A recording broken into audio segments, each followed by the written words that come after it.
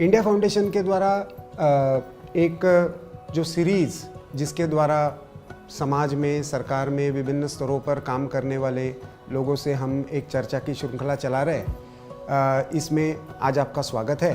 आज केवल भारत ही नहीं, पूरा विश्व कोरोना की महामारी के संकट से जूझ रहा है और भारत में विशेषकर इस संकट से लड़ने में समाज की एक भूमिका रही और एक तरीके से उसका नेतृत्व राष्ट्रीय स्वयंसेवक संघ ने किया। इस सारे संकट के समय संघ की भूमिका, समाज की भूमिका, सरकार की नीतियाँ, आने वाले समय में इन संकटों से हमें कैसे जूझना पड़ेगा, इन सारे विषयों पर चर्चा करने के लिए आज हमारे साथ राष्ट्रीय स्वयंसेवक संघ के सरकार्यवाह माननीय भैया जी जोशी उपस्थित है। आज हम उनसे चर्चा करेंगे।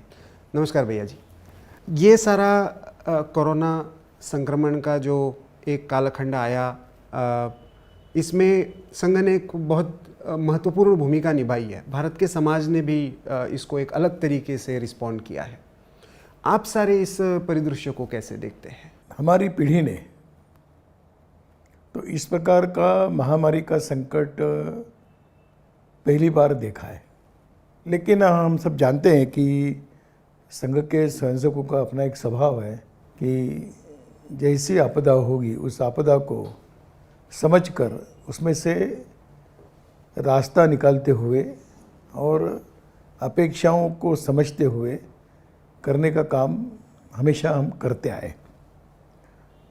और इसलिए यह एक शुरू में जब परिस्थिति निर्माण हुई और भारत सरकार ने एक लॉकडाउन करने का निर्णय किया, सब प्रकार के प्रतिबंध आए, लेकिन जो जिनका जीवन रोज की कमाई पर चलता है, ऐसे बंधुओं के सामने जरूर जीवन मरण का प्रश्न निर्माण हुआ। तो इसको ध्यान में लेकर पहले उनके लिए सब प्रकार से भोजन कम से कम उपलब्ध हो जाए, इस नाते और कार्यकर्ताओं ने प्रयास प्रारंभ किए। दूसरा जो है संकट बाद में ध्यान में आया कि रोज की कमाई बंद होने के कारण एक आर्थिक जो संकट निर्माण हुआ, तो उस समय उनको कम से कम कुछ दिनों के लिए राहत मिले, इस नाते भोजन पैकेट के अलावा उनके लिए कम से कम एक महीने भर के लिए कुछ अनाज राशन उपलब्ध हो जाए।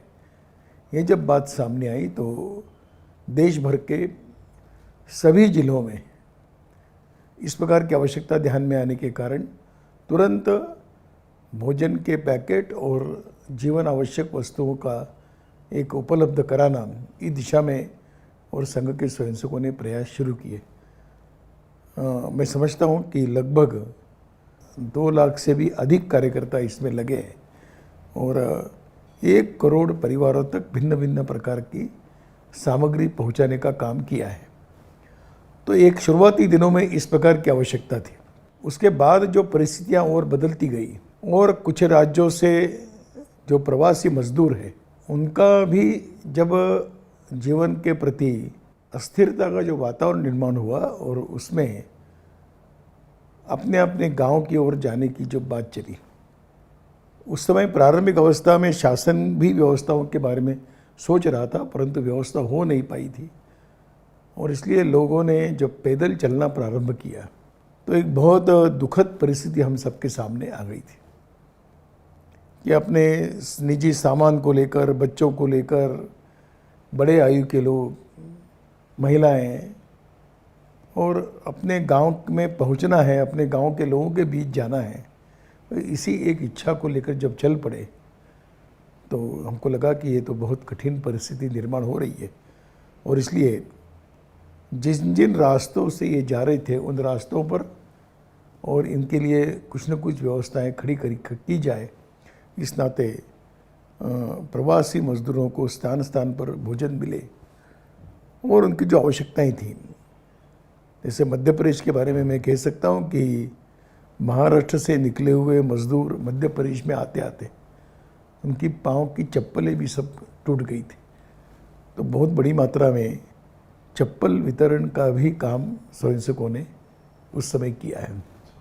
कई बीमार भी हो जाते थे तो चिकित्सकों की आवश्यकता रहती थी।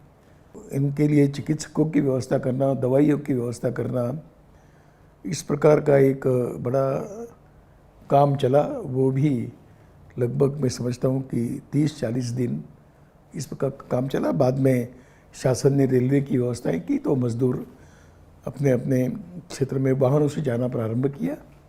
तो इस प्रकार का एक सहयोग इसमें एक रहा। एक प्रकार का और एक सहयोग जो हमको लगा कि करने की आवश्यकता है कि शासन ने जब व्यवस्थाएं बनाना शुरू किया तो उसमें प्रवासी मजदूरों का पंजीकरण एक बहुत बड़ी एक समस्या थी। तो कई स्थानों पर संघ के स्वयंसेवक शासन के अधिकारियों से बातचीत करते हुए ऐसे प्रवासी मजदूरों का पंजीकरण करना और उसमें शासन का सहयोग करना, इस भूमिका से भी कई स्थानों पर काम में लगे। और मैं समझता हूँ कि ये काम देश के अलग अलग स्थानों पर बड़ी मात्रा में हुआ है। और जब दिन आगे बढ़ते गए और समस्याएं और अलग अलग प्रकार का रूप लेने लगी, तब हमको लगा कि अब शासन की व्यवस्थाएं हम कितना भी कहें तो भी जब तक समाज का सहयोग नहीं मिलता है तब तक शासन की व्यवस्थाएं प्रभावी रूप से काम करना उनके लिए भी कठिन रहता है। ये ध्यान में लेकर स्थान स्थान के शासकीय व्यवस्थाओं से चर्चा करते हुए हम किस प्रकार के स्वयंसेवक मतलब वॉलंटियर्स के रूप में आपको किस काम के लिए उपलब्ध करा सकते हैं, इसकी चर्चा होती गई। और स्थान स्थान पर जो बातें ध्यान में आई तो उसमें सब प्रकार का काम शुरू किया। एक बड़ा मुझे कहने में प्रसन्नता तो नहीं कहूँगा, परंतु हमारे कार्यकर्ताओं का एक साहस मैं कह सकता हूँ कि सब प्रकार का खतरा मोल लेते हुए और कोरोना ग्रस्त क्षेत्रों में, जिसको यहाँ पर बड़ा संक्रमित प्रभावी क्षेत्र माना गया, ऐसे क्षेत्रों में जाकर वहाँ के स्वास्थ्य कर्मियों को पूरा सहयोग करना, ये काम कई स्थानों पर और स्वयंसेवकों ने प्रारंभ किया। वो एक खतरा था, इन्हें भी ये भी रोग से संक्रमित हो सकते थे, परंतु किसी प्रकार का भी अपने स्वयं का विचार न करते हुए और इस आवश्यकता को ध्यान में लेकर और स्वयंसेवक उतरे और कोरोना परीक्षण करने के काम में वो सब पीपी वो सब वेश पहनकर थोड़ा ट्रेनिंग लेकर, और विशेषता में दिल्ली, मुंबई, पुणे ऐसे क्षेत्रों में तो मैं कहूँगा कि बहुत बड़ी मात्रा में इस क्षेत्र में कार्यकर्ताओं ने और उस बस्तियों में जाकर, सघन बस्तियों में जाकर परीक्षण करने में पूरा सहयोग और स्वयंसेवकों ने दिया है। तो एक बड़ी बात हो गई। मैं एक उदाहरण और देना चाहूँगा कि दिल्ली में अलग अलग प्रकार की हेल्पलाइंस बनाई थी। उसमें विशेषतः ईशान्य भारत से, उत्तर पूर्व के क्षेत्र से जो बड़ी संख्या में लोग दिल्ली में रहते हैं, उनकी कुछ समस्याएं थी, इसलिए उनके लिए एक हेल्पलाइन एक शुरू की थी। तो बहुत बड़ा उसका लाभ और उत्तर पूर्व भारत के छात्रों को दिल्ली में हुआ। उसी प्रकार एक हेल्पलाइन ये भी शुरू की गई थी कि जिसको जो आवश्यकता है वो संपर्क करे, उनकी आवश्यकताओं की पूर्ति की जाएगी। तो कई लोगों के दूरभाष आते थे तो उनके लिए भोजन उपलब्ध कराना, उनके लिए कोई सामग्री उपलब्ध कराना, तो बहुत ही अल्प समय में ऐसे जो दूरभाष से आते थे उन तक सामग्री पहुंच जाती थी। इस हेल्पलाइन का तो अन्य अन्य प्रांतों में जो लोग जब देखते थे कि हेल्पलाइन शुरू हुई है तो उनको तो ये जानकारी नहीं रहती थी कि ये दिल्ली में व्यवस्था है, परंतु वो बताते थे कहीं अन्य अन्य प्रांतों में अटके हुए लोग हैं, उनकी भी कुछ मांगे आती थी, परंतु दिल्ली के हमारी व्यवस्था ने ऐसा ध्यान में लेकर उन प्रांतों को सूचित करना और उनकी व्यवस्था तुरंत करना, ऐसे कई प्रकार के कम्युनिकेशन की और अच्छी व्यवस्था होने के कारण इस हेल्पलाइन का बहुत अच्छा उपयोग हुआ है। एक हमने हेल्पलाइन सेवा भारती के नाम से शुरू की थी कि जिसको किसी प्रकार की भी सेवा की आवश्यकता है, तो हमारा अनुभव रहा कि वो जो सेवा चाहिए वो उसका लाभ बहुत लोगों को हुआ है और उसके कारण हम लोग कुछ बातें पहुंचा सके। और बहुत एक पीड़ादायक कालखंड रहा और स्वयंसेवकों ने बहुत ही संवेदना के साथ इन सब प्रकार के कामों को किया है। इस महामारी का एक पक्ष है कि इसमें सामने कोई शत्रु नहीं है, जो शत्रु है वो अदृश्य है, और इसलिए उसकी कोई पूर्वानुमान हम नहीं कर सकते। और पूर्वानुमान न होने के कारण जो जो घटनाएं घटती गई उसको देखकर ही सब प्रकार की नीतियों में परिवर्तन करना पड़ता था, व्यवस्थाओं में परिवर्तन करना पड़ता था। मैं एक बात और जोड़ना चाहूँगा कि इसमें समाज के भिन्न भिन्न प्रकार की जो धार्मिक संस्थाएं, उन्होंने हमको बहुत बड़ा सहयोग किया है। गुरुद्वारे हैं, जैन समाज की संस्थाएं हैं, लायंस क्लब, रोटरी क्लब, ऐसी संस्थाएं हैं कि जिन्होंने उनकी व्यवस्था में हमने पूरा सहयोग ऐसी संस्थाओं को किया है। तो मैंने बड़े नाम लिए, परंतु स्थान स्थान पर स्थानिक छोटी छोटी संस्थाएं वो भी हमारे साथ मिलकर इस प्रकार के काम में साधन जुटाने में उनकी बड़ी भूमिका रही। और मनुष्य शक्ति के द्वारा जो करना है उसमें हम लोगों ने, संघ के स्वयंसेवकों ने एक भूमिका का निर्वाह किया है। क्या ऐसी खासियत है, संघ ऐसा क्या ट्रेनिंग देता है कि स्वयंसेवक, मतलब कुछ उदाहरण मैंने भी कुछ स्टोरीज में कवर किए कि परिजन भी मृतकों के अंतिम संस्कार करने के लिए नहीं पहुंचे, लेकिन स्वयंसेवक वहां पे वो सारा प्रशासन के साथ सहयोग करते हुए, सिविल हॉस्पिटल्स के साथ सहयोग करते हुए वो सारा काम स्वयंसेवकों ने किया। किस तरह का उनका ये ट्रेनिंग होता है कि ऐसी स्थिति में भी वो रिस्पॉन्ड कर जाते हैं? देखिए, हम आपदा प्रबंधन के हम तज्ञ नहीं हैं, और इसलिए उस प्रकार का हमने कोई प्रशिक्षण तो नहीं दिया है।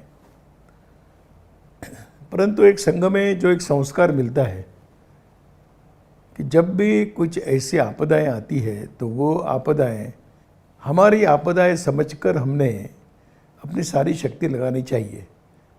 इस प्रकार का विचार संगठन में हमेशा होता आया है, और उसका ही परिणाम है कि स्वयंसेवक परिस्थिति को समझकर उसके अनुसार अपने आप को तैयार करते जाता है।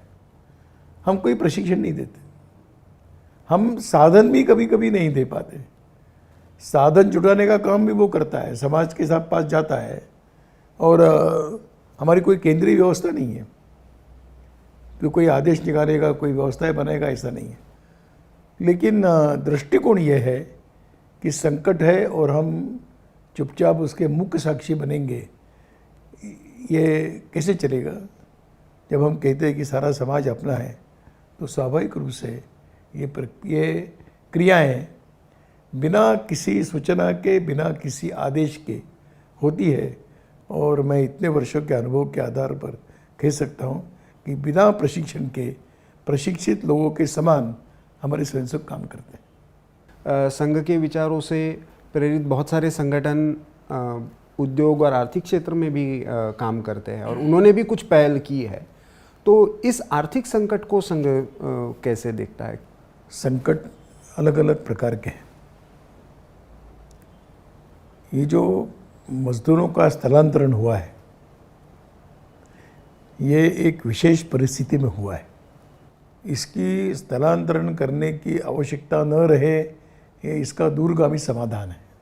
आज तुरंत दूरगामी समाधान आज नहीं सोच सकते, परंतु इसका निश्चित समाधान तो उसी में है कि मजदूरों का कम से कम रोज़गार के लिए बहुत बड़ा स्थलांतरण हो।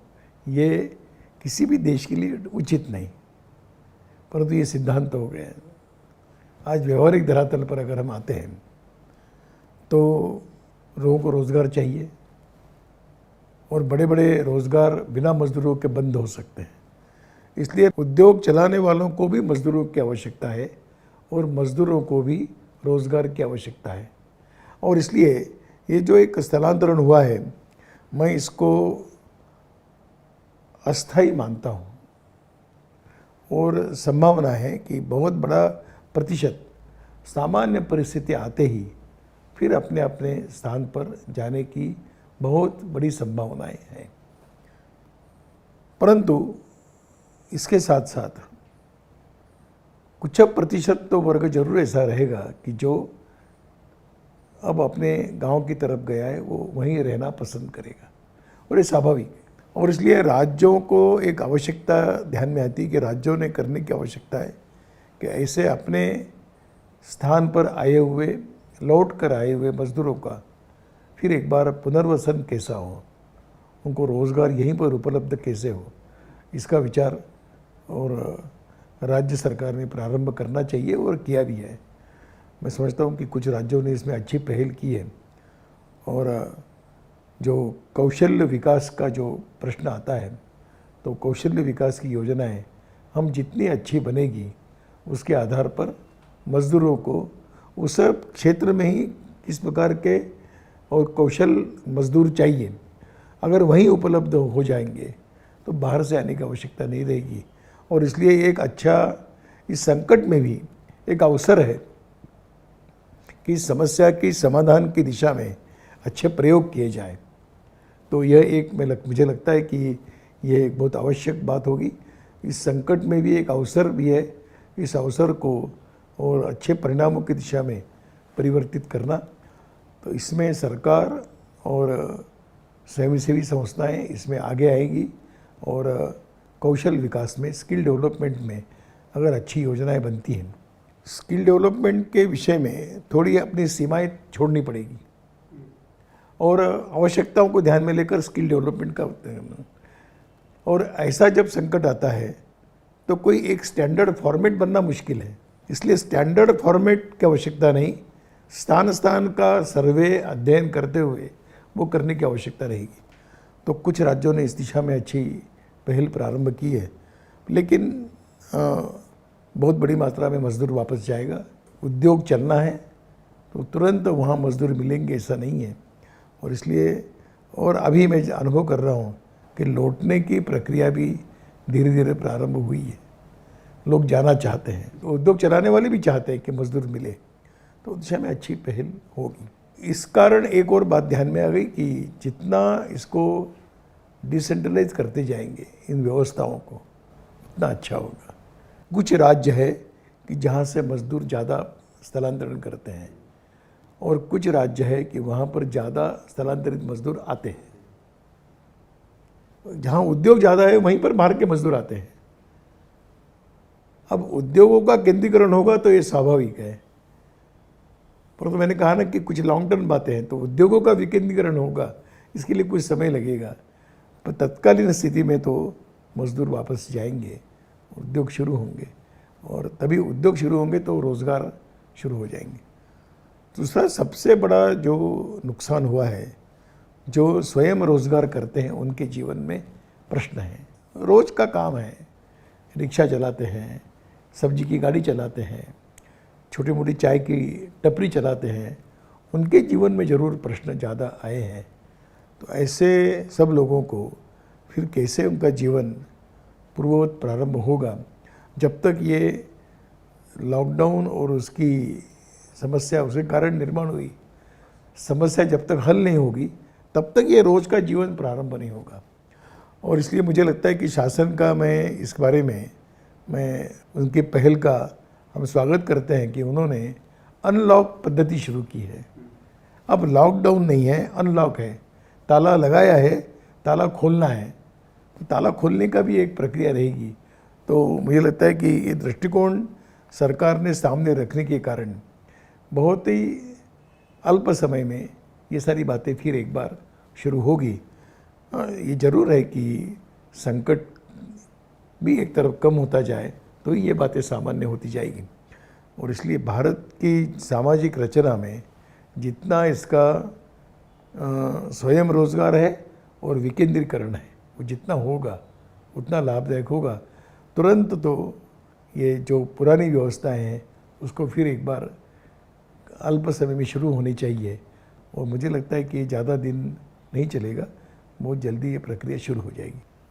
आर्थिक विषय में और एक जो बिंदु चर्चा में आया है, प्रधानमंत्री जी ने भी उस पर कॉल दिया, स्वयंसेवी संगठन भी, संघ विचारों से प्रेरित संगठन भी उसके बारे में अभी कुछ ना कुछ पहल कर रहे हैं, वो स्वदेशी और आत्मनिर्भर भारत का है।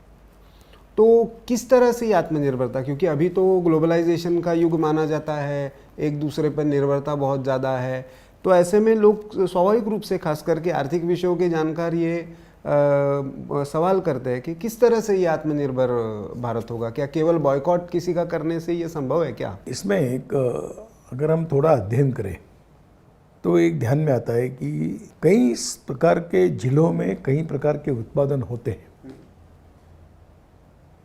प्रधानमंत्री जी ने बहुत अच्छा शब्द प्रयोग किया है कि लोकल के लिए वोकल बनो।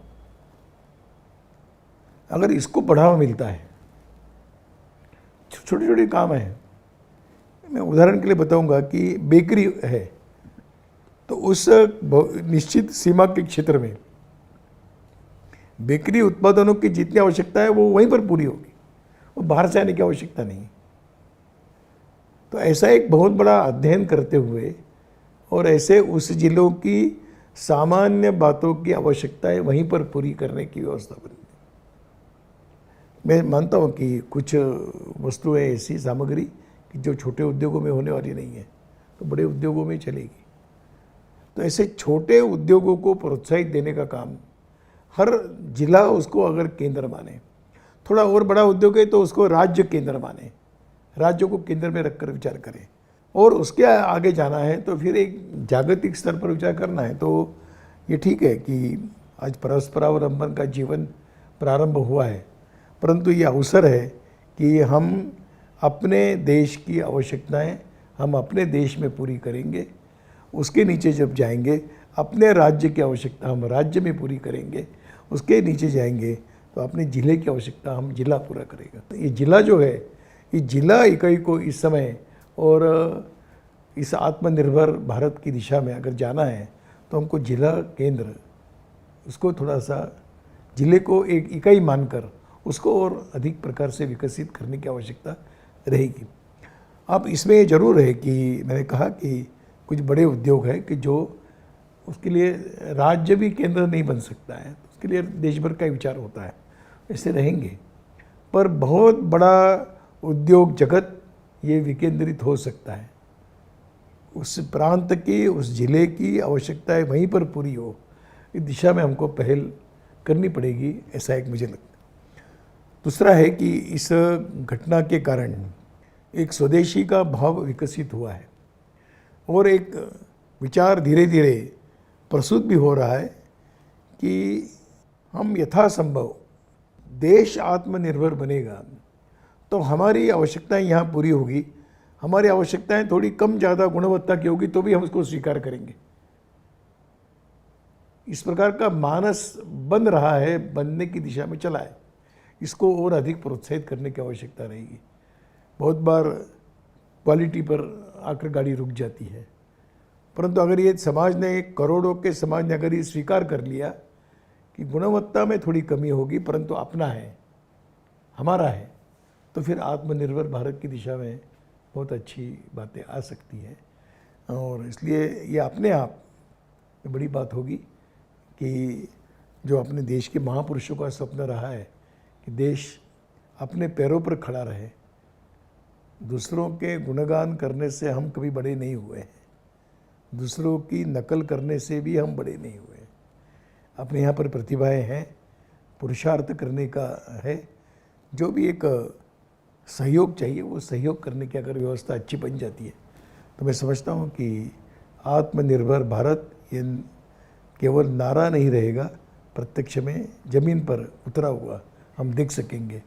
और उसके लिए जो और अधिक नियोजन चाहिए वो हो जाए, बस यही अपेक्षा करते हैं। इसका आपने एक बहुत सकारात्मक पहलू रखा, लेकिन सामान्यतः समाज में जब इसका ये जाता है और आजकल जैसे सोशल मीडिया में खास करके जो चर्चाएं चलती है तो इसका नकारात्मक पहलू आता है कि और ख़ास करके अभी जो सीमा पर जिस तरह का माहौल है उसको लेकर बॉयकॉट चाइनीज़ प्रोडक्ट और इस लाइन पर ही सारी चर्चा होती है। तो आप इसको कैसे? देखिए, ये तो स्वाभाविक है। जब इतनी बड़ी चर्चा किसी एक देश को लेकर सारे दुनिया भर में चल रही है तो भारत में भी चलेगी। उसका प्रतिनिधि कोई एक देश बन गया है, आज चीन बन गया है, और इसलिए स्वाभाविक रूप से ये बिना किसी के प्रयत्नों से सामान्य व्यक्ति कह रहा है कि हम ये नहीं लेंगे, हम इसको सहयोग नहीं करेंगे। तो ये मुझे लगता है कि एक स्वाभाविक मन की भावनाएं इस प्रकार से प्रकट हो रही है किसी अघोषित शत्रु के खिलाफ। और ये मैं समझता हूँ कि ये केवल किसी एक देश तक सीमित नहीं रहेगा, आगे चलकर अपना आत्मनिर्भर दिशा में जाएगा, सब मुझे लगता है। शुरू में नकारात्मक लग सकता है कि किसी देश की वस्तुओं को बायकॉट करो, परंतु समाज जीवन की आवश्यकता है, वो जब पूरी नहीं होगी तो बहिष्कार करने से कैसे चलेगा। तो पूरी होने की भी व्यवस्था चाहिए। आज शुरुआत इससे हुई कि हम इनकी चीज़ें नहीं लेंगे, हम चीन की चीज़ें नहीं लेंगे। ये एक स्वाभाविक हुआ है, किसी जन आंदोलन नहीं बनाया है। आज सामान्य रास्ते पर जुड़ने वाला व्यक्ति भी पूछता है चीन का हमको नहीं चाहिए। अब इसके बारे में तो चीन को सोचना पड़ेगा क्या करना है, लेकिन ये अवसर जरूर मैं मानता हूँ, और ये केवल भारत के लिए नहीं तो दुनिया के लिए भी अच्छा संदेश है कि हर देश अपनी अपनी आवश्यकताएं अपने बल पर पूरा करे, दूसरों का शोषण करे और दूसरों पर निर्भर रहे। इसी से जुड़ा हुआ जो मुद्दा अभी चर्चा में है कि सीमा पर एक संकट लगता है, लेकिन सरकार ने, हमारी आर्म फोर्सेस ने उसको एक तरीके से डील किया है। परंपरा से ये मामले हर बार आते थे। किस तरह से अभी इस बार आप परिवर्तन उसमें देखते हैं, और संघ इस सारे मामले को कैसे देखता है? जो राष्ट्रीय सुरक्षा और सीमा सुरक्षा, सीमा का इंफ्रास्ट्रक्चर, इसमें भी बहुत सारे परिवर्तन हुए हैं। वास्तव में ये विषय तो हमारे सोचने के बाहर का है, क्योंकि इसमें सुरक्षा बल, सरकार, नीतियाँ बनती है, उसके ऊपर चलेगा। पर कोई भी देश अपने देश की सीमाओं पर आक्रमण को कैसे स्वीकार कर सकता है, और इसलिए परस्पर संबंध बनना ये निर्भर करता है कि कैसे होगा। कोई भी देश अपने सीमावर्ती देशों के साथ तनाव नहीं चाहता है, परंतु इसका विचार दोनों तरफ से होने की आवश्यकता रहती है। और इसलिए आज की वर्तमान परिस्थिति में मुझे ऐसा लगता है कि इसका समाधान देश की सब प्रकार के सेना, वायुदल और नौसेना, सरकार के हमारे रक्षा मंत्री, प्रधानमंत्री, इन सब ने मिलकर इसका विचार करते हुए इस संकट से भारत की सुरक्षा कैसे होगी, क्योंकि ये सामान्य जनों का विषय नहीं, ये सरकार और सेना का विषय है।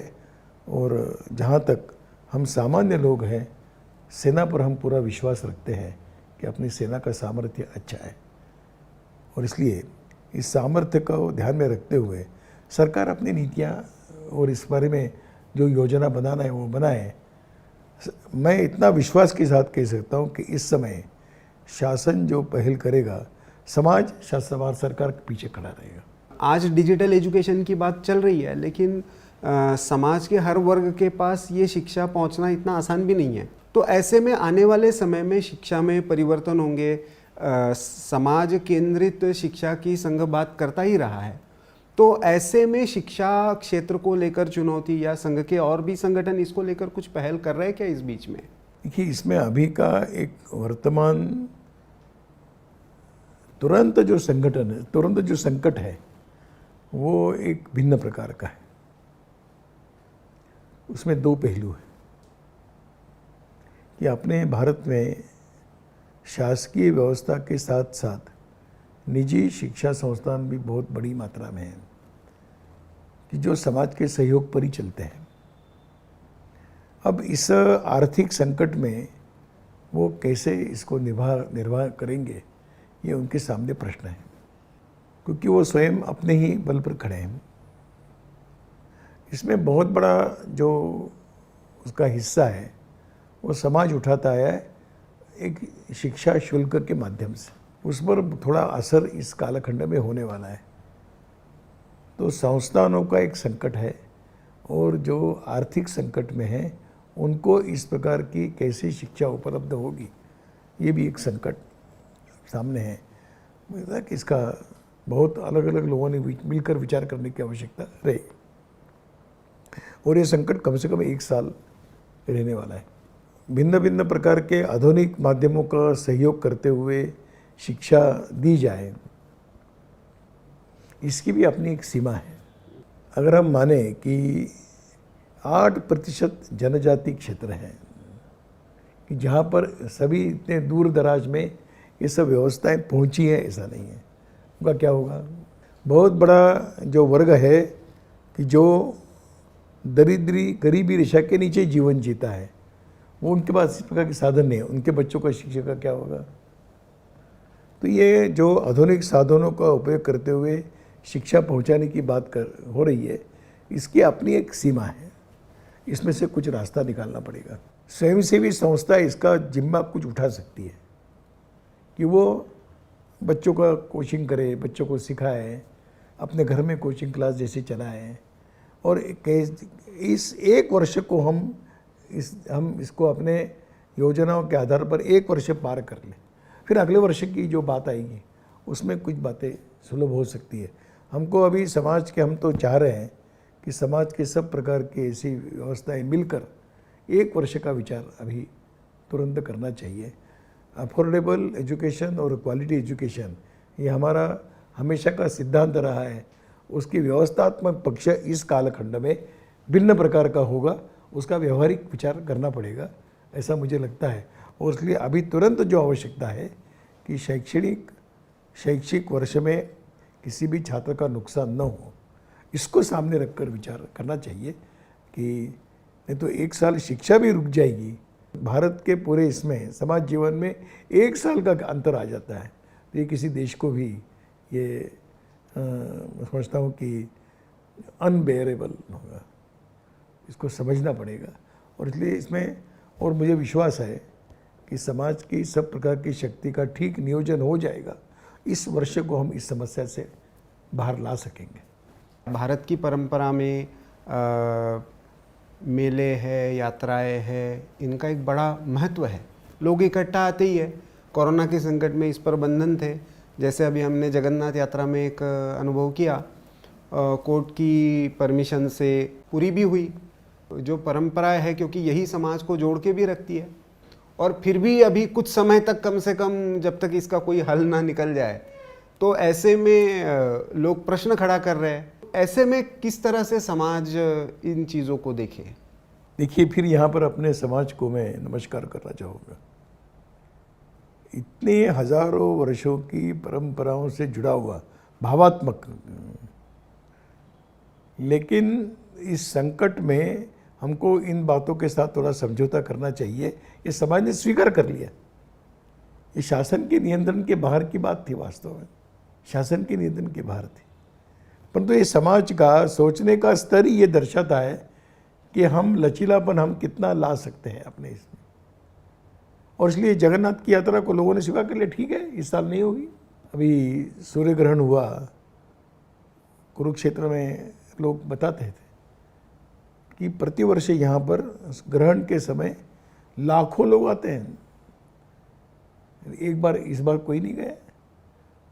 तो लोगों ने अपने मन के स्तर पर, अपने छोटे स्तर पर ईश्वर की कल्पना अपने हृदय नजरों के सामने करते हुए अपने अपने घर में पूजा पाठ किए हैं।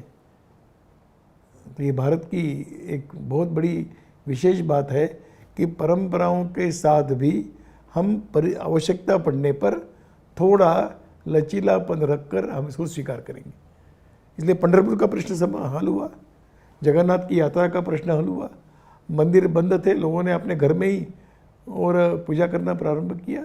किसी ने मजाक में कहा, पहले कुछ मंदिर थे, अब घर घर में मंदिर बन गए। अब ये बात इतनी बड़ी है कि घर घर में लोगों ने पूजा पाठ वगैरह सब करे, यही मंदिर, यही देवता है हमारा। ठीक है, मंदिर एक हमारा प्रतीकात्मक है, जाना चाहिए, पर इस कालखंड में नहीं जा सकते, नहीं जाएंगे। तो ये जो लचीलापन है ना, फिर दुनिया के सामने एक बार भारत का एक विशेष परिचय इन सब मेलों के कारण वगैरह सब हुआ है। जरूर है कि मंदिर एक शक्ति के केंद्र है, मंदिर एक प्रेरणा के केंद्र है, मंदिर एक श्रद्धा के केंद्र है। हमारे मेले एक जीवन को दिशा देने वाले हैं, वो शीघ्रता से पुनः पूर्ववत होने चाहिए, ये हम सब की इच्छा है। परंतु अगर समाज जीवन के स्वास्थ्य को सामने रखकर ये नियमों का पालन करना है, तो पालन करने वाला समाज भी हमने देखा एक अद्भुत है, ऐसा मुझे लगता है। ये सारी प्रश्नों का संघ इसको कैसे देखता है? संघ की इसमें हमेशा से समाज ने देखा है कि सकारात्मक भूमिका होती है, कंस्ट्रक्टिव रोल होता है। सरकार किसी की भी रहे, चाहे सुरक्षा का प्रश्न हो, समाज की आपत्ति का प्रश्न हो, लेकिन ऐसी स्थिति में भी कुछ तत्व ऐसे दिखाई देते हैं कि वो समाज में चाहे भेद पैदा करने का, अमेरिका में कुछ वर्ण भेद के कारण कुछ समस्या हुई, उसके आधार पर भारत में भी उस वैसा क्यों नहीं हो रहा है रिएक्शन, इस पर चर्चा शुरू करने का, इस सारे समस्याओं से हमने ये माइग्रेंट वर्कर्स के इसमें भी देखा, ऐसे प्रयास हुए कि लोगों को भड़काना है किसी जाति के आधार पर, संप्रदाय के आधार पर। यह आने वाले समय में एक संकट माना जा रहा है कि ऐसे तत्व बहुत सारे हैं, तो इनको समाज को कैसे देखना चाहिए? संघ इसके बारे में कुछ पहल ऑलरेडी कर रहा है क्या? इतने वर्षों का अपना अनुभव है कि कुछ असामाजिक अराष्ट्रीय शक्तियाँ ऐसे अवसरों का लाभ उठाकर समाज व्यवस्था को और देश को दुर्बल करने का षड्यंत्र करती आई है।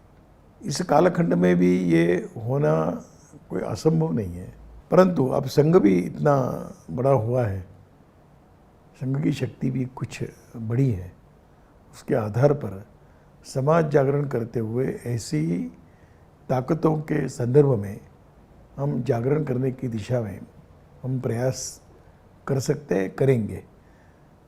मुझे विश्वास है कि अपने यहाँ की जो सामाजिक जाति बिरादरी की जो व्यवस्थाएं हैं, साधु संतों की व्यवस्थाएं हैं, और इतने वर्षों का संघ का भी एक तप है, उसका पूरा उपयोग करते हुए इन षड्यंत्रों को हम कितना निष्प्रभ कर सकते हैं, करने की कोशिश होगी।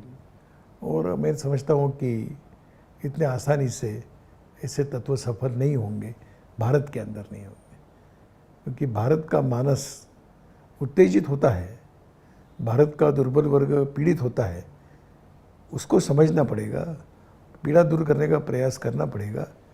और इस संकट का लाभ उठाते हुए अगर देश को कोई दुर्बल करना चाहेगा, तो मैं समझता हूँ कि संघ जैसे संगठन अपनी समाज जागरण की भूमिका प्रभावी रूप से करेंगे, तो इस संकट से समाज को सुरक्षित किया जा सकता है।